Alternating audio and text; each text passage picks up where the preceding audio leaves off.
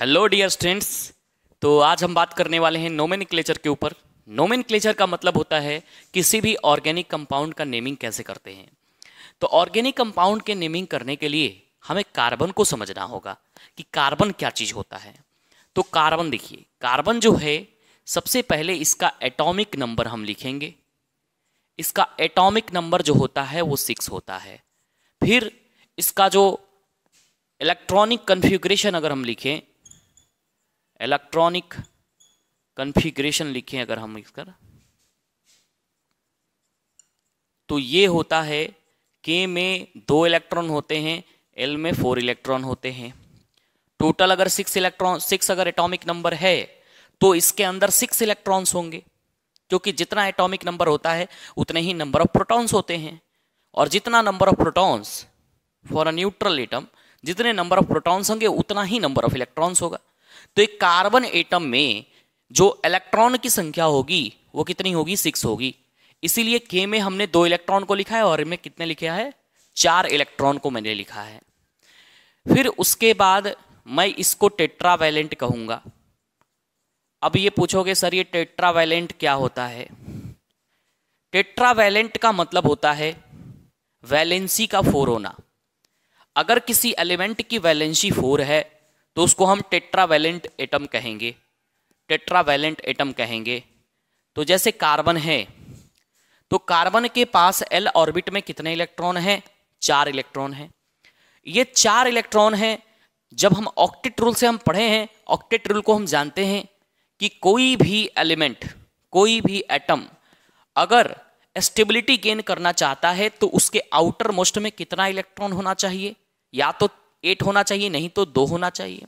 Helium में 2 electron होते हैं, एक्सेप्शन में आता है।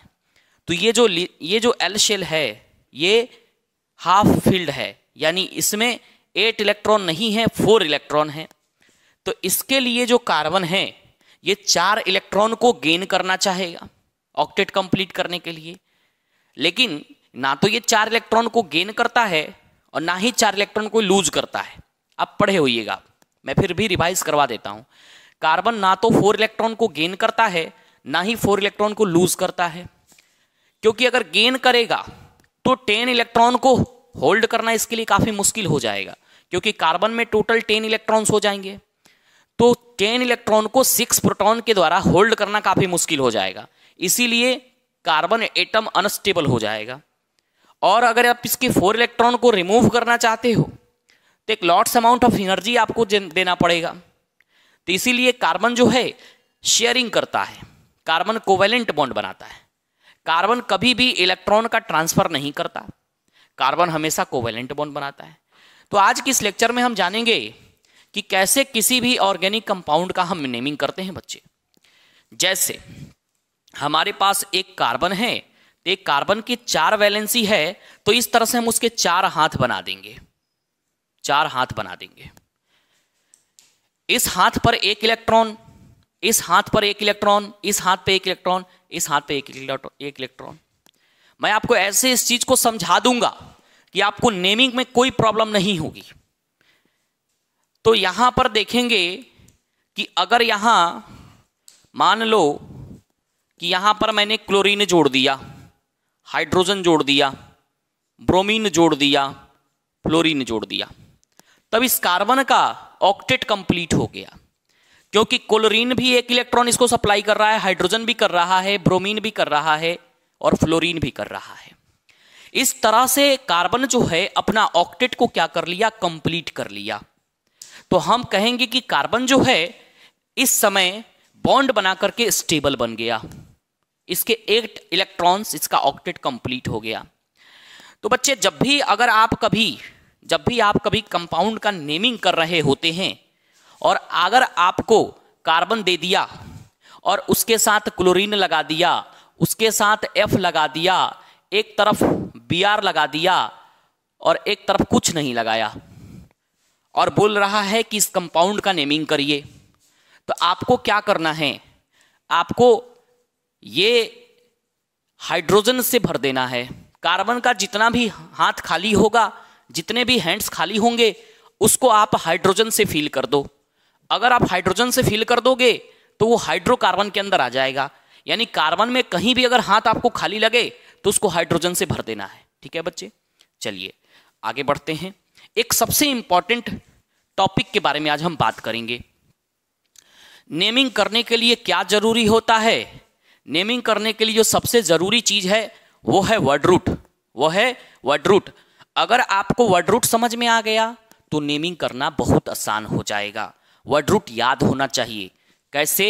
मैं यहां लिख देता हूं वर्ड रूट, और यहां होगा 1 minute number of carbon atom और बगल में वर्ड रूट। यहां पर हम लिखेंगे number of carbon atom, C atom, और बगल में वर्ड रूट। अब ये बहुत इंपॉर्टेंट है, सबसे इंपॉर्टेंट चीज वर्ड रूट है। अगर आपको वर्ड रूट याद है, नेमिंग कर लोगे, अच्छे से नेमिंग कर लोगे। अगर कार्बन एटम की संख्या 1 हुई तो क्या लिखते हैं इसके लिए? हम लोग मेथ लिखते हैं। कार्बन एटम की संख्या 2 हुई तो इसके लिए हम लोग एथ लिखते हैं। 3 कार्बन प्रोप, 4 कार्बन के लिए ब्यूट, 5 कार्बन के लिए पेंट, 6 कार्बन के लिए हेक्स, 7 के लिए हेप्ट, 8 कार्बन के लिए ऑक्ट, 9 कार्बन के लिए नॉन, 10 कार्बन के लिए डेक। ये मेरा वर्ड रूट हो गया। 11 कार्बन के लिए अनडेक होता है, 12 कार्बन के लिए डूडेक होता है। तो खैर हमें उसकी ज़रूरत नहीं है, इसीलिए हम उसको नहीं समझा रहे हैं। ठीक है, हम बस इस चीज़ पे फोकस कर रहे हैं कि क्लास 10th में कितना सिलेबस आपको पढ़ना है, ये मैंने आपको बता दिया। ये आपको याद करो, meth, eth, prop, but, pent, hex, hept, oct, non, dec, ये आपको याद होना चाहिए वर्ड रूट। अगर आपको वर्ड रूट याद है तो नेमिंग कैसे करते हो, आओ अभी समझा देते हैं। कार्बन में बॉन्ड कितने टाइप के मिलते हैं ये भी देख लो। कार्बन में बॉन्ड कितने टाइप के मिलते हैं? तो कार्बन में 3 तरह के बॉन्ड मिल सकते हैं। सबसे पहले टाइप्स ऑफ बॉन्ड अगर देखोगे, टाइप्स ऑफ बॉन्ड, तो सिंगल बॉन्ड से कार्बन जुड़ जाएगा, सिंगल बॉन्ड। तो इसमें हम लोग एन सफिक्स का यूज करेंगे। कार्बन जब डबल बॉन्ड से जुड़ेगा तो इसमें हम लोग इन सफिक्स का यूज करेंगे। समझ रहे हो?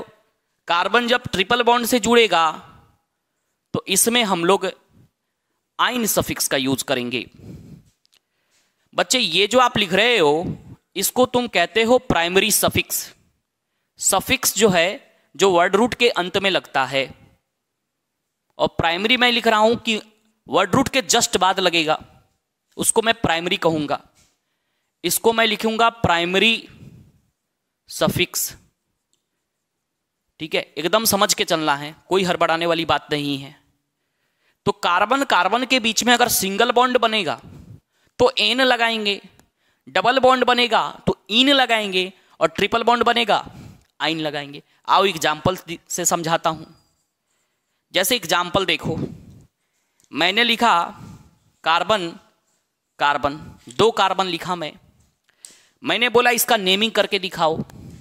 सबसे पहली चीज कि कार्बन का कितना हैंड कंप्लीट है वो तुम्हें दिखना है। यहां कार्बन का 1 हाथ कंप्लीट है, बाकी के 3 हाथ खाली हैं। कार्बन के कितने हाथ कंप्लीट हैं? 1 हाथ कंप्लीट है, बाकी के 3 हाथ खाली हैं। तो कैसे क्या करोगे? यहां पर 3 हाइड्रोजन खुद से तुम लगाओगे, यहां पर उसी प्रकार 3 हाइड्रोजन खुद से तुम लगाओगे। अब कार्बन की पूरी वैलेंसी कंप्लीट हो गई। इसको तुम नहीं भी लगाते तो भी चलता, पर फॉर अंडरस्टैंडिंग इसके लिए हम लोग इसको हाइड्रोजन को यहां लगा देते हैं। अब उसके बाद देखो, कार्बन की संख्या को काउंट करो, 1 2, टोटल कार्बन कितने हैं? 2। सबसे पहले तुम्हें क्या करना है? कार्बन का पूरा वैलेंसी कंप्लीट करना है। उसके बाद कार्बन एटम को काउंट कर लेना है, कार्बन एटम को काउंट कर लेना है। अब बताओ 2 कार्बन के लिए कौन सा वर्ड रूट यूज करोगे? एथ यूज करोगे। तो बोलो, इसका नाम तुम एथ लिख दोगे। टाइप ऑफ बॉन्ड बताओ किस तरह का बॉन्ड है, सिंगल बॉन्ड है, तो सिंगल बॉन्ड के लिए क्या लगाओगे, एन लगाओगे। तो बताओ इसका नाम हुआ कि नहीं हुआ, इसका नाम एथेन हो गया। उसी प्रकार अब देखो CH, मैं अगर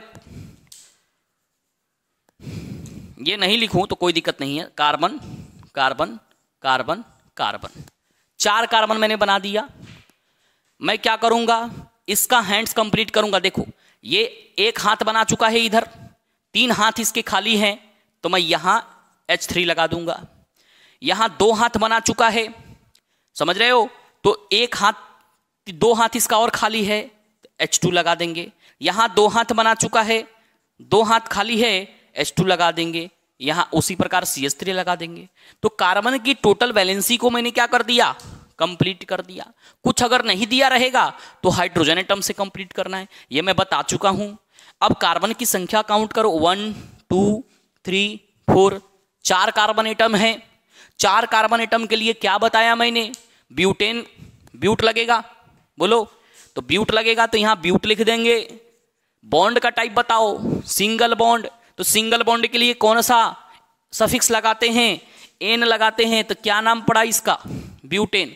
बोलो बनेगा कि नहीं बनेगा, एकदम बनेगा। इस तरह से तुम कोई भी नेमिंग कर सकते हो।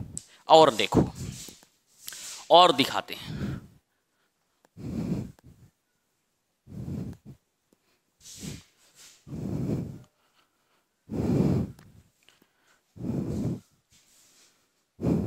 अब देखो यहां से मैंने एन का नेमिंग कर लिया, जो भी मुझे करना था। अब मैं क्या करूंगा, कुछ ऐसे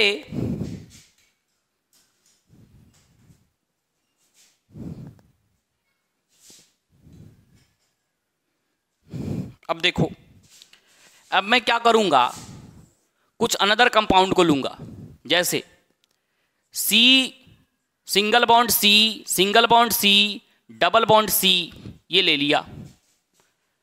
तो पहले चलो इसकी वैलेंसी को कंप्लीट करेंगे। चलो आओ देखो, यहां पर कार्बन कितना हाथ बनाया है, 1 हाथ बनाया है। कितना हाथ बाकी है, 3 हाथ बाकी है, तो मुझे यहां क्या करना होगा, H3 लगा देना होगा। यहां पे कार्बन 2 हाथ बनाया है, तो यहां पर H2 लगाना होगा। यहां कार्बन 1 2 3 हाथ बनाया है, तो यहां पे एक सिंगल H लगेगा। यहां पे कार्बन 1 2 हाथ बना चुका है, तो यहां पर 2 हाथ लगाना पड़ेगा। तो क्या मैंने वैलेंसी कंप्लीट कर दिया बच्चे, यहां तो कोई डाउट है नहीं। तो अब देखिए, अब कार्बन की संख्या काउंट करिए, 1 2 3 4, ये कार्बन की संख्या मैंने काउंट कर दी। लेकिन ऐसे काउंटिंग करना गलत हो सकता है, ऐसे काउंटिंग करना गलत हो सकता है। क्यों, क्योंकि यहां पर देखो डबल बॉन्ड प्रेजेंट है, डबल बॉन्ड प्रेजेंट है। तो अगर किसी भी कंपाउंड में अगर डबल या ट्रिपल बॉन्ड प्रेजेंट होते हैं, तो काउंटिंग हम उस साइड से करते हैं जिधर डबल या ट्रिपल बॉन्ड को कम नंबरिंग मिले। तो प्रायोरिटी हम किसको देंगे, डबल और ट्रिपल बॉन्ड को। तो देखो मेरा नंबरिंग गलत है, ऐसे नंबरिंग किए थे तो यहां 1 नंबर पे डबल बॉन्ड आ गया, 1 के जस्ट बाद 2 3 4, 1 2 3, तो यहां पे एट 1 प्लेस से, मतलब 1 नंबर के जस्ट बाद फर्स्ट कार्बन एटम के बाद डबल बॉन्ड आ गया। तो डबल बॉन्ड की पोजीशन क्या हो गई, 1 हो गई यहां पे, है ना। लेकिन इधर से जब तुम नंबरिंग किए थे 1 2 3 4, तो यहां पे डबल बॉन्ड की पोजीशन क्या आ रही थी, 3 आ रही थी। तो ये नंबरिंग गलत हो जाएगा। समझ गए कि नंबरिंग कैसे करना है। अब जब इसका नेमिंग करोगे बच्चे, तो नेमिंग करने का मैंने तरीका तुमको पहले बता दिया है। कैसे करोगे नेमिंग, 4 कार्बन एटम हैं, कितने कार्बन एटम हैं, 4।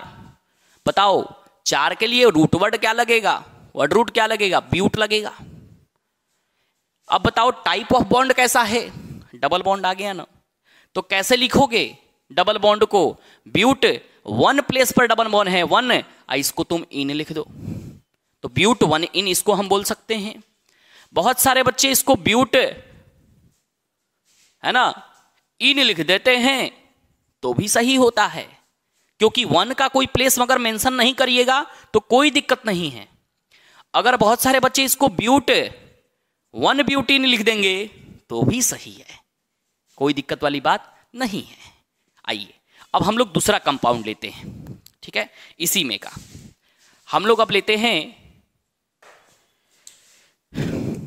Carbon carbon double bond carbon carbon. अब इसका सबसे पहले हम क्या करेंगे, वैलेंसी को कंप्लीट करेंगे बच्चे।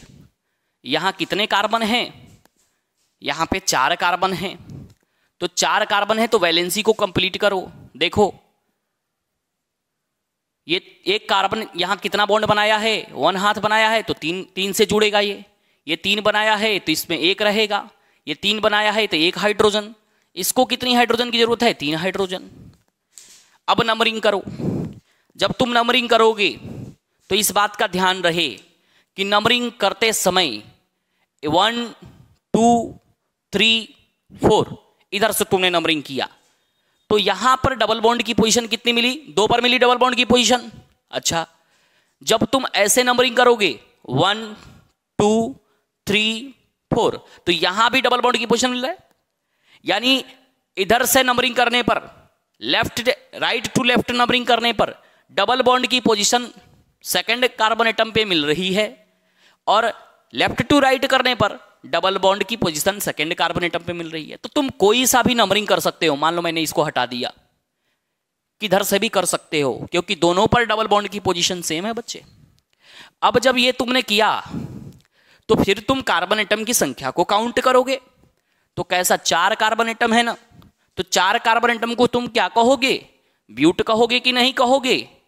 लेकिन डबल बॉन्ड की पोजीशन भी तो ध्यान में रखनी है, तो ब्यूट 2 इन बोल दोगे इसको। बहुत सारे बच्चे अब 2 को गायब नहीं करेंगे क्योंकि 1 तो गायब हो सकता था, 1 की प्लेस को मेंशन नहीं करेंगे तो भी चलेगा, लेकिन 2 की प्लेस को मेंशन करना पड़ेगा। अब देखिए इसको 2 ब्यूटीन भी हम लिख सकते हैं, कोई दिक्कत नहीं।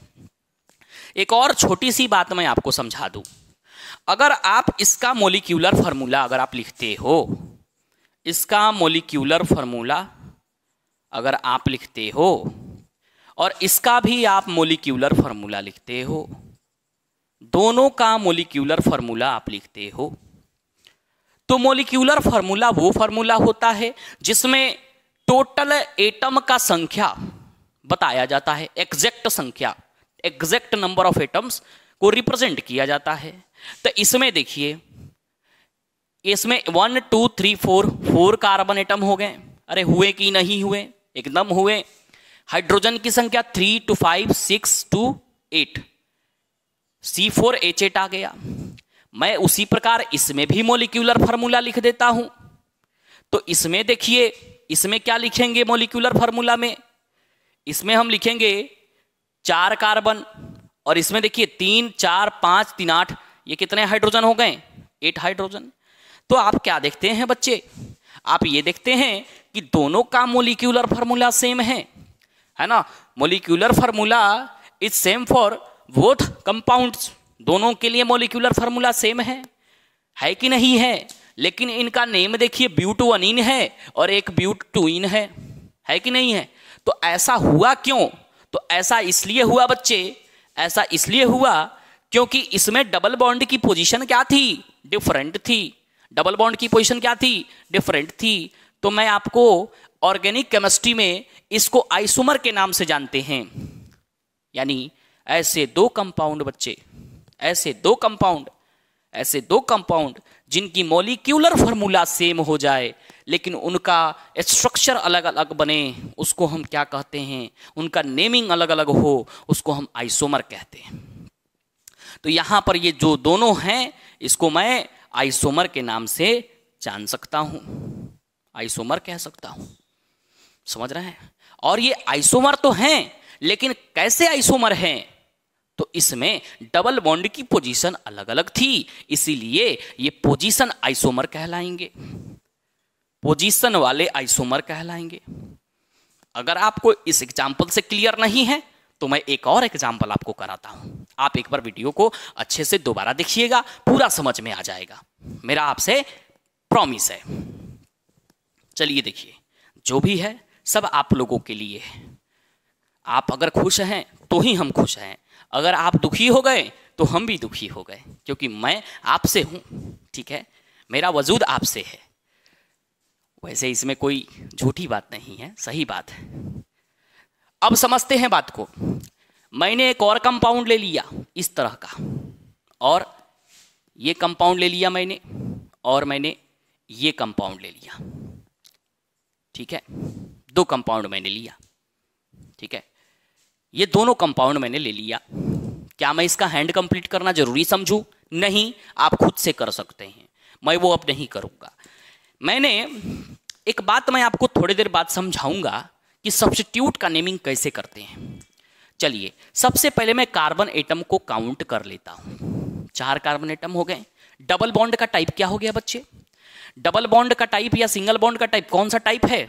तो सिंगल बॉन्ड है, तो इसका नाम होगा बच्चे ब्यूटेन। क्या मैं सही हूं? एकदम सही हूं, ब्यूटेन। आप एक काम कर रो, इसमें हाइड्रोजन लगा ही दो आप। अगर आप हाइड्रोजन लगा दोगे तो उससे आपको फील अच्छे से होगा, है ना। चलो इसको बताओ, यहां पर 3 हाइड्रोजन, यहां पर भी 3 हाइड्रोजन, यहां पर 3 हाइड्रोजन, लेकिन यहां तो एक ही हाइड्रोजन होगा, तीनों तरफ से बॉन्ड बना चुका है। समझ रहे हैं आप? तो इसीलिए मैंने आपको बोला कि यहां पे आप 3 हाइड्रोजन लगा दो। तो अब हम क्या करेंगे बच्चे, इसका नेमिंग करने के लिए इसमें देखेंगे कि ये जो निकल गया है ये ब्रांच हो गया है, इसको हम ब्रांच कहेंगे। ब्रांच, बहुत सारे बच्चे इसको सब्स्टिट्यूट भी कहते हैं, कोई दिक्कत नहीं है, सब्स्टिट्यूट भी कहते हैं और ब्रांच भी कहते हैं। तो यहां पर होता क्या है कि जिस कार्बन एटम में ब्रांच निकली हो, सब्स्टिट्यूट निकला हो, उसमें सबसे लंबी चेन खोजा जाता है कार्बन एटम का, उसको हम पेरेंट चेन कहते हैं। तो सबसे लंबी चेन हम ये मान सकते हैं ना, कैसे भी ले सकते हैं आप।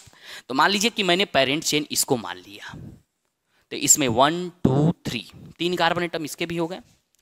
तो बच्चे इसका जो नेमिंग करेंगे हम, इसका नेमिंग मैं आपको समझाऊंगा अगले वीडियो में, क्योंकि यहां तक तो वीडियो कंप्लीट हो जाएगा। तो इसका नेमिंग हम लोग सब्स्टिट्यूट का नेमिंग अगले वीडियो में समझेंगे। तो इसका नेमिंग मैं आपको कर देता हूं अभी। इसका नेमिंग हुआ 2 पर मिथाइल ग्रुप लगा है, और इसको हम बोलेंगे प्रोपेन, क्योंकि 3 कार्बन है और तीनों में सिंगल बॉन्ड है ना। डबल बॉन्ड की कहीं डबल बॉन्ड लिखा नहीं है, तो इसका नेम हो गया 2 मिथाइल प्रोपेन। और इसका जो नेमिंग था वो ब्यूटेन था, और इसका नेमिंग हम लोग नेक्स्ट वीडियो में सीखेंगे। तो बच्चे इसका जो नेमिंग है वो ब्यूटेन है, इसका नेमिंग है 2 मिथाइल प्रोपेन। तो हम एक काम करते हैं, अब फिर कार्बन काउंट करते हैं, C4H10 हो जाएगा इसका कार्बन, इसका भी काउंट करिएगा C4H10। तो ये दोनों का फॉर्मूला क्या हो गया? सेम हो गया। ये दोनों का फॉर्मूला, मॉलिक्यूलर फॉर्मूला सेम हो गया, लेकिन क्या डिफरेंट रहा बच्चे? डिफरेंट रहा इसका स्ट्रक्चर। नेम तो अलग अलग होगा ही होगा, आइसोमर है तो स्ट्रक्चर डिफरेंट रहा, तो इसको हम स्ट्रक्चरल आइसोमर कहेंगे, स्ट्रक्चरल आइसोमर कहेंगे। तो बच्चे इस वीडियो में मैंने आपको थोड़ी आइसोमर के बारे में जानकारी दी, फिर मैंने डबल बॉन्ड, ट्रिपल बॉन्ड और सिंगल बॉन्ड से जुड़े कार्बन कंपाउंड का नेमिंग करना आपको सिखाया। मैं अगले वीडियो में सब्स्टिट्यूट का नेमिंग और फंक्शनल ग्रुप दोनों एक ही साथ पढ़ा दूंगा आपको। आप तब तक ये वीडियो देखिए। वीडियो अगर आपको अच्छा लगे तो प्लीज़ लाइक, सब्सक्राइब, मेरे चैनल को सब्सक्राइब करिए, वीडियो को शेयर जरूर करिए, क्योंकि आपका लाइक, सब्सक्राइब और शेयर जो है हम लोग के लिए मोटिवेशन है, नए क्रिएटर्स के लिए मोटिवेशन है। तो मैं आपसे ये रिक्वेस्ट कर रहा हूँ कि वीडियो अगर आपको अच्छा लगे तो वीडियो को ज़रूर शेयर करिए अपने दोस्तों के बीच में। Okay, thank you for this lecture.